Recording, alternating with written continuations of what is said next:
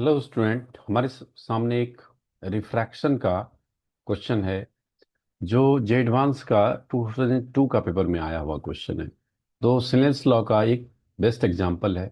तो चलिए आइए स्नेल्स लॉ को हम लोग समझते हैं इस एग्जांपल से। क्वेश्चन में बोला जा रहा है क्या, an observer can see through a pin hole the top end of a thin thin rod of height H. मतलब इस पिन होल से एक रॉड है, थिन रॉड, जिसके टॉप एंड को ऑब्जर्वर देख रहा है।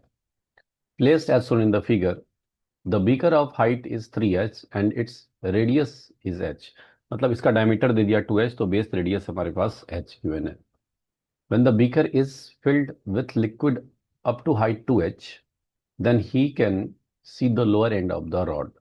मतलब बोल रहा है कि अब इस बीकर में हमने 2h हाइट तक लिक्विड भर दिया। 2h हाइट तक लिक्विड भर दिया। थोड़ा सा मैं एडजस्ट करता हूँ इसको। 2h हाइट तक लिक्विड भर दिया। तो अब ऑब्जर्वर क्या है कि वो इजिली देख पाता है किसको, बॉटम ऑफ द रॉड का। ये हाइट तो आपका एच ही हो गया, एच। तो अगर मैं यहाँ पे नॉर्मल ट्रेस करूँ दोस्तों, अगर मैं इस सरफेस पे नॉर्मल ट्रेस करूँ, यहाँ पे नॉर्मल, तो अब जो रेज यहाँ से चलेंगे वो बिल्कुल बॉटम तक जाएंगे, क्योंकि ऑब्जर्वर बोल रहा है कि easily bottom of the rod को व्यू कर पाएगा।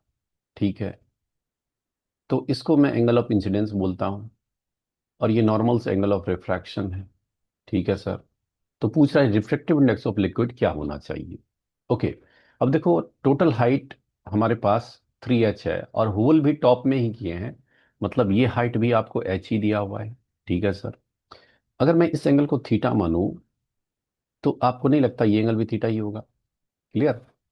तो ये भी एच ही है। मतलब ये दोनों ट्रायंगल, तो ट्रायंगल में अगर मैं tan थीटा यूज करूं, अगर मैं ये मान लेता हूँ कि यहाँ से यहाँ x1 है, this point two this point x1, और ये x2 है।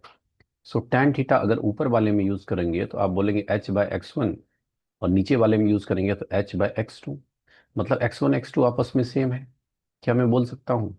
और x1 प्लस x2 का जो वैल्यू है, वो तो ये सिलेंडर का डायमीटर के इक्वल है 2h। मतलब इसका मतलब ये है सर कि x1 x2 दोनों इक्वल है और उसका वैल्यू h है। मतलब ये पॉइंट जो p है, p is a mid point, p is a mid point. क्या बात क्लियर है? ठीक है। तो x2 का वैल्यू h आ गया। मैं थीटा निकाल सकता हूं अगर मैं tan थीटा यूज कर लूं। tan थीटा क्या हो जाएगा, h/h। इसमें इस ट्रायंगल में tan थीटा यूज करेंगे तो tan थीटा का वैल्यू आ रहा है अपने पास क्या, h/h कैंसिल होके 1 आ जाएगा। मतलब थीटा का वैल्यू आ जाएगा 45 डिग्री। Okay sir. थीटा अगर 45 डिग्री है, तो इस कहानी में आप ये बोल सकते हैं कि अगर ये एंगल तो टोटल तो 90 होगा, थीटा 45, तो एंगल ऑफ इंसिडेंस भी 45 डिग्री। अब मैं स्नेल्स लॉ यूज कर दे रहा हूँ। रिफ्रैक्टिव इंडेक्स मान लेते हैं, लिक्विड का एन है और मुझे एन ही निकालना है। तो स्नेल्स लॉ यूज करोगे तो आप क्या बोलोगे कि बाहर तो एयर ही है, कुछ नहीं बोला, तो N sine I, 1 sin i equal to N sine R. हम लोग को इसमें आई पता है, एन निकालना है। अगर साइन आर का वैल्यू किसी तरह निकाल लूँ तो हमारा काम बन जाएगा। ओके, तो इसके लिए मैं थोड़ा सा कंस्ट्रक्शन कर रहा हूँ यहाँ पे। एक यहाँ से एक परपेंडिकुलर ड्रॉप करते हैं, और ये आपको क्वेश्चन में आपको दिख रहा है कि ये हाइट 2h है और ये बेस h है। तो इस ट्रायंगल को मैं अलग से दोस्तों आपके लिए बना रहा हूँ। यहाँ पे देखिए इस ट्रायंगल को। इस ट्रायंगल में ये एंगल हमारा r है और ये h है, ये 2h है। कहने का मतलब ये हो जाएगा √5h हो जाएगा।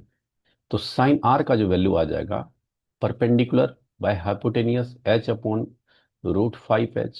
मतलब साइन आर का वैल्यू सर आ गया कितना, 1/√5 आ गया। क्लियर। तो पुट कर लेंगे हम लोग, तो यहाँ पे पुट कर लोगे तो 1 sin i मतलब sine 45 degree equal to N, और साइन आर की जगह पे 1/√5 भी पुट कर सकते हैं। तो साइन 45 तो 1/√2 इक्वल टू n/√5। और हमको क्या निकालना दोस्तों, n निकालना है। n का वैल्यू आ जाएगा कितना, √5/2। ऑप्शंस की बात करूंगा तो option B is correct answer. क्या बात क्लियर है? पी कैसे मिड पॉइंट हुआ, सारा एक्सप्लेनेशन मैंने दिया है। उम्मीद करूंगा आपको समझ में आया होगा। ऐसे ही हम लोग PYQ लाते रहेंगे आप सबके लिए। तब तक के लिए बहुत बहुत धन्यवाद।